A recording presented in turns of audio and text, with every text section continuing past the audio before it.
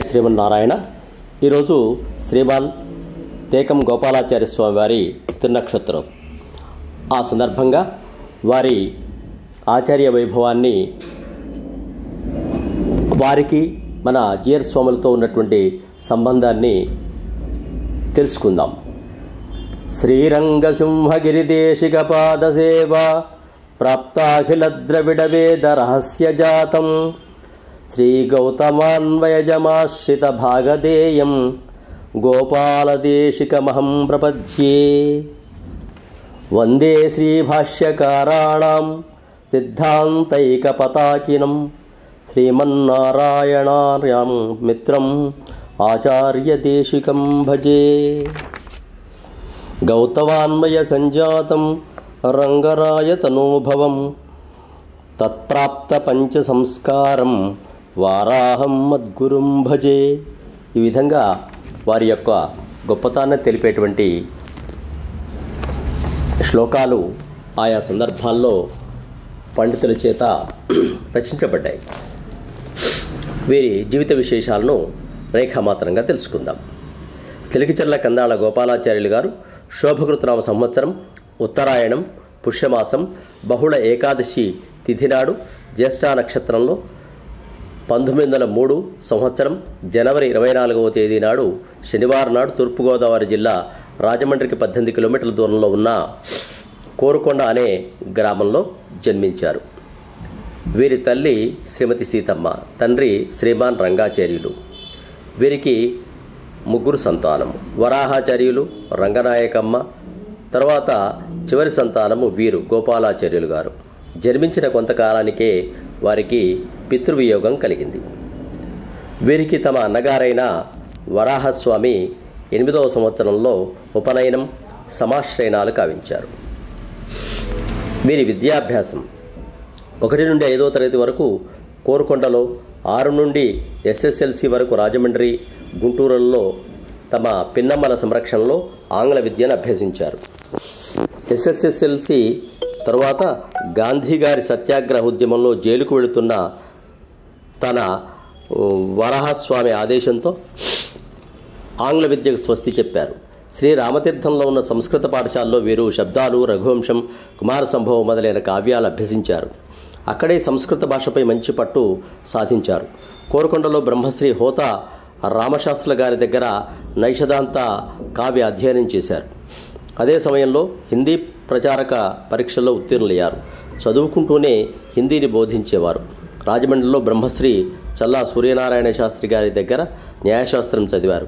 తర్కశాస్త్రాన్ని బ్రహ్మశ్రీ మండలీక వెంకట శాస్త్రుల గారి దగ్గర అభ్యసించారు. ఈ జ్ఞానంతో పిఠాపురం జమీందారు నిర్వహించిన న్యాయ పరీక్షలో ఉత్తీర్ణులయ్యారు. రాజావారి వార్షిక సన్మానాన్ని పొందారు. వేదాంత విద్యను అభ్యసించాలన్న వీరు నాటి అద్వితీయ ఉభయ వేదాంత పండితులు ముడుంబై సింహగిరి స్వామి శిష్యులుగా అష్టాదశ రహస్య గ్రంథాలను, తెలికిచెర్ల కందాళ రామానుజాచార్య స్వామి వద్ద శ్రీభాష్యమును అధ్యయనం చేశారు.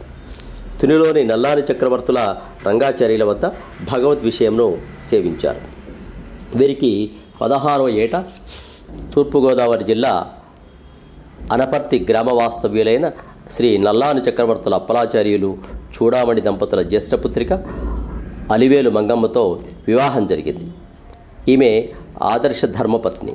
జీవితాంతం తన భర్తకు సేవలందిస్తూ అనేక మంది శిష్యులకు మాతృమూర్తి వలె ఉండేవారు.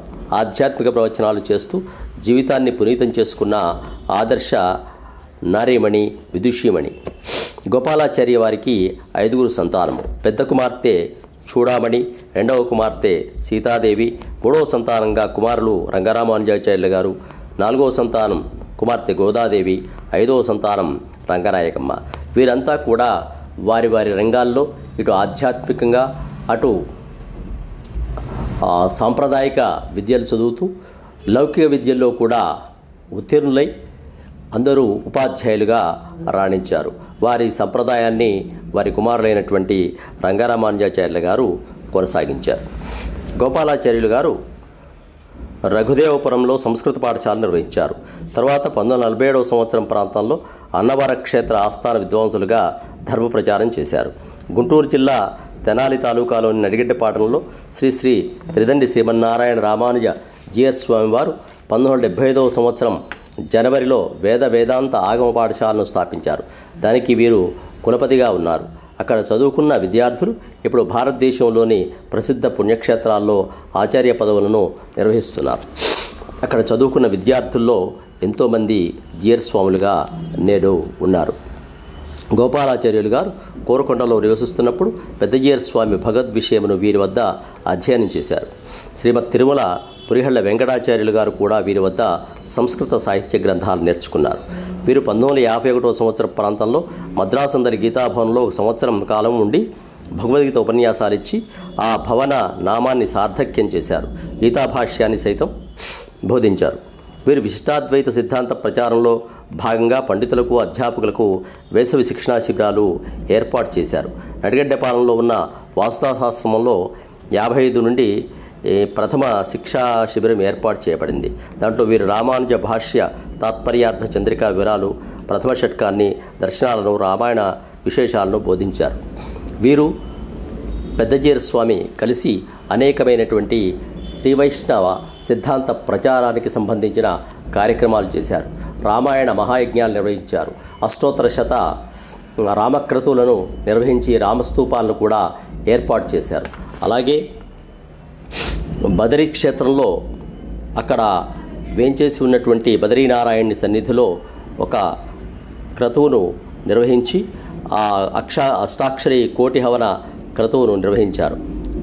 ఈ విధంగా ఈ తేకం గోపాలాచార్య స్వామివారు అనేక సాంప్రదాయక విషయాలను తమ శిష్య ప్రశిష్యులకు బోధిస్తూ ఉన్నారు. పెద్ద జీయర్ స్వామితో వారి అనుబంధం చాలా గొప్పది. వారిద్దరూ కృష్ణార్జునుల వలె అనేక అతిమానుషమైనటువంటి కార్యక్రమాలను ఈ భూలోకం పైన ఏర్పాటు చేశారు. అదేవిధంగా శ్రీ వైష్ణవ రామానుజ సంప్రదాయాన్ని నలుదిశలా ప్రచారం చేయడం కోసం వారు కంకణం కట్టుకున్నారు. 1979 ప్రాంతంలో పెద్ద జీయర్ స్వామి వారు వైకుంఠవాసులు అయిన సందర్భంగా శ్రీ తేకం గోపాలాచార్య స్వామి వారు ప్రస్తుతం చెనేరి స్వామిగా ఉన్నటువంటి శ్రీ శ్రీ త్రిదండి శ్రీమన్నారాయణ రామానుజ జీయర్ స్వామి వారికి అనేక గ్రంథాలను, ఆధ్యాత్మిక విషయాలను బోధించి వారిని 1980లో ఆశ్రమ స్వీకారం తీసుకోవడానికి ప్రధాన భూమికగా వీరు వ్యవహరించారు. ఈ విధంగా గోపాలాచార్య స్వామి వారు శ్రీ వైష్ణవ శ్రీ రామానుజ సంప్రదాయాన్ని ఈ భూలోకంలో నలుదశల ఖండాంతరాలకు వ్యాపించడానికి వారి శిష్యుల ద్వారా ప్రయత్నం చేసి వారి పూర్ణ ఆయుస్సుతో 1996 డిసెంబర్ 17వ తేదీ ధాత మార్గశిర సప్తమి నాడు పరమపదాన్ని చేరుకున్నారు. 93 సంవత్సరాల వయసులో వారు ఈ భూలోకం నుండి వైకుంఠవాసుని సేవా కైంకర్యాలు చేయడం కోసం వారు అక్కడికి బయలుదేరి వెళ్ళారు. ఇలాంటి ఆచార్యులు ఉండబట్టే ఈనాటికి శ్రీ రామానుజ సంప్రదాయాన్ని కొనసాగించడం జరుగుతుంది. వారి శిష్య ప్రశిష్యులే నేడు ఎంతోమంది ఈ కార్యక్రమాలను నిర్వహించడం జరుగుతోంది. జై శ్రీమన్నారాయణ. సమస్త సన్మంగళాని భవంతు. స్వస్తి. సబ్స్క్రైబ్ ఆచార్య శ్రీ శక్తి ఛానల్.